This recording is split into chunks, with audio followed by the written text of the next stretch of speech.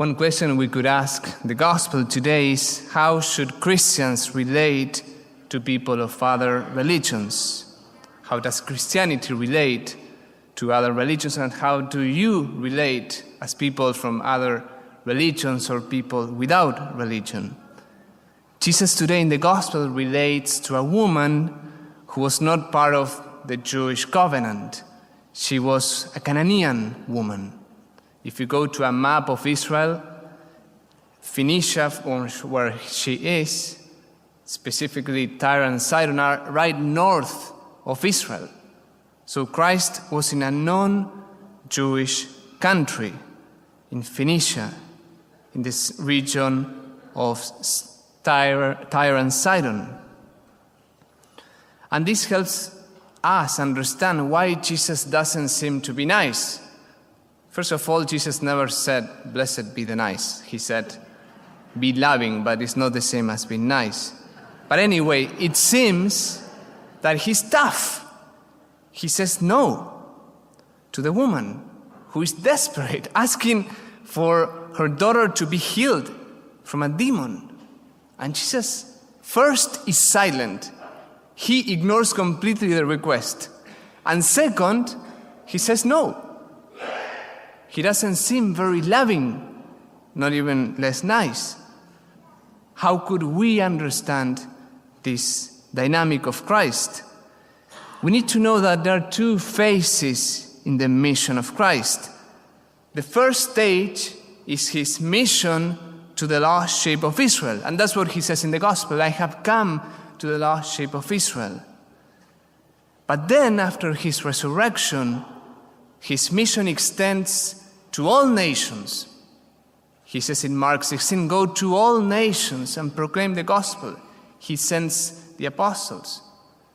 In the book of Acts, he says that you shall be my witnesses in Jerusalem, in Samaria, until the ends of the earth. All the globe needs to hear the message of Christ, needs to accept Christ through faith. So this helps us understand that now Christ is focusing on his apostles, is focusing to lead to faith the people of Israel, who will then reach to the end of the earth.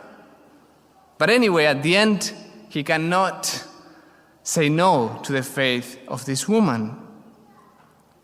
He sees her faith and he accepts the request. He's flexible, he's not so rigid to his principle. But overall, that helps us understand why he said no. His salvation is universal. All are called to believe in him.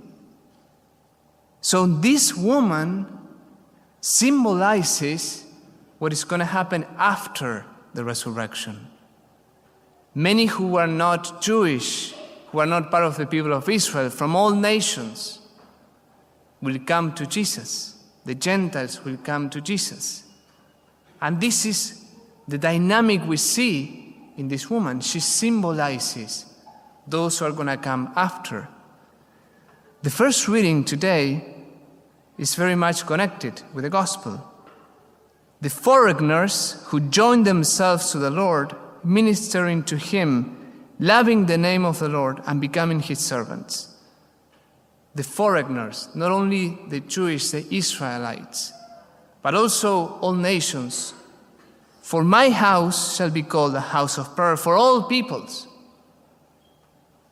My house, my church, should be a house of prayer for all peoples, beyond race, beyond tongue, all unified in the worship of God. A universal meaning.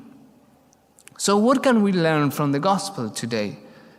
3 things. One is recognize what is good in other religions. Recognize what is good in other people from other religions, that they have many good things. Jesus recognizes the woman of this foreigner who was not a Jewish. He says, Jesus said to her in reply, "O woman, great is your faith." If you remember the gospel of last Sunday, First, you are a saint, because to remember the Gospel of last Sunday is, well, in case you don't remember it, it was Peter sinking, Jesus helping him. What was the first thing Jesus says after lifting up Peter from the water? You of little faith, why did you doubt? So you see the contrast between this woman and Peter, and you say, well, Christ rebukes the first pope, rebukes the Catholic one, but he praises this woman. So he recognizes what is good in others. Just by being a Christian or being Catholic doesn't make you better. We should not be proud or prideful of it. So recognize what is good in other religions and people of our religions. There are many elements of truth that are great examples. For example, Mormons, they have a great appreciation for family. Muslims, not the violent branch, but many of them show a great radicality and submission and zeal for God. Protestant Christians, many of them had a great desire to evangelize. I think I shared with you last week, I witnessed a group of 30 missionaries, all of them young, coming from Africa after 15 days of mission in Africa. So there are a lot of good things. The Holy Spirit is at work outside the Catholic Church. And we need to recognize and value and also enter into communion with many of them, especially with the elements of truth that we find in them. Secondly, the gospel invites us to welcome and be attentive to those who are coming, to those who are seeking. That's the first step of evangelization, is to welcome. And again, the gospel presents the apostles not as the best example. Jesus welcomes the woman. But look at the apostles. They say, Jesus' disciples came and asked, send her away, for she keeps calling out after us. I don't think any of this could be in the welcome committee of St. Mary's, because she's coming to the Lord and say, Lord, send her away. She's bothering us. In Spanish it says, she's screaming, she's shouting, just send her away. So the second step we see is to be attentive in your life to the seekers, those who are curious for Christianity, those who are open. There are many people who are searching, who are seeking, who want to worship Christ in a deeper way. And you need to be attentive in your family, in your work. Many are not open, are completely closed. They don't want to change. They don't have openness. They are not asking the question. But many are, either inside or outside. They are searching for Christ, like this woman was searching. And Christ welcomed her. And through you, he can welcome others. Jesus said in John, when I am lifted up, I will draw all to myself. I will draw all to myself. He's like a magnet, drawing hearts, drawing minds, drawing lives. And he don't want apostles that push people away. He wants apostles, instruments of his love that welcome those who are seeking. And this is happening. There are a lot of, for example, Muslims coming to Christianity. A lot of Muslims.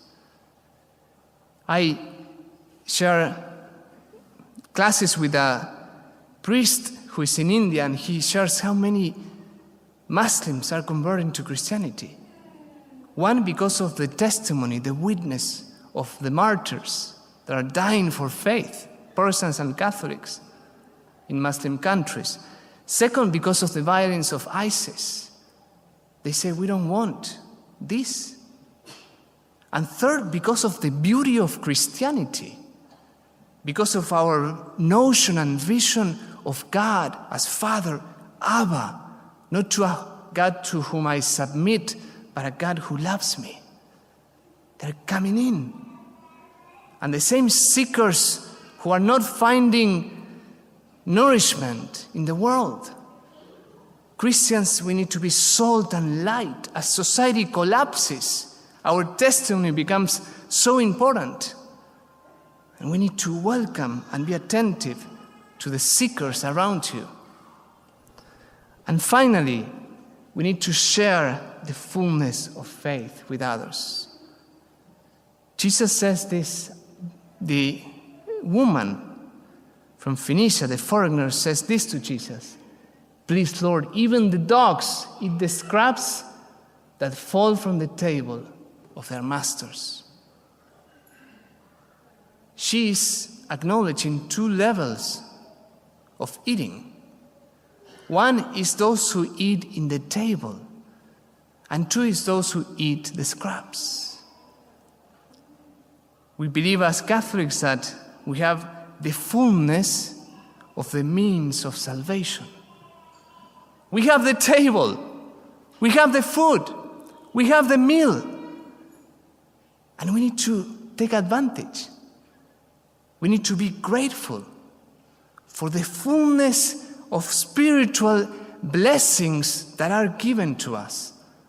The fullness of sacramental life, the fullness of revelation, to having the Bible, the fullness of holiness, the story of the saints, the fullness of the history, Marian apparitions, miracles, healings. We have the fullness. But people sometimes who have the scraps, they take more advantage. Never take for granted the gift of the Eucharist, the mystery of Christ among us. Never take for granted the life of the saints, the life of the Spirit in you. We have the fullness, and we need to be humble. We need to receive it. We need to make it flourish in us, and we need to share it with others. We need to know that Christ wants all to come to him through faith. Salvation comes from faith in the mystery of Christ, in his death and resurrection. So we need to also share, take advantage, and share from the fullness of the table. Tomorrow an amazing thing will happen. In an amazing way, we will be all together on the same page, in the same place, watching the sun and watching the moon. Have you thought that that's a symbol and an image of this plan of God for the unity of humanity? Christ wants all human family to be one, all nations, beyond any race, any tongue. He wants to make us all one. Not worshiping the sun, S-U-N, but worshiping the Son, S-O-N.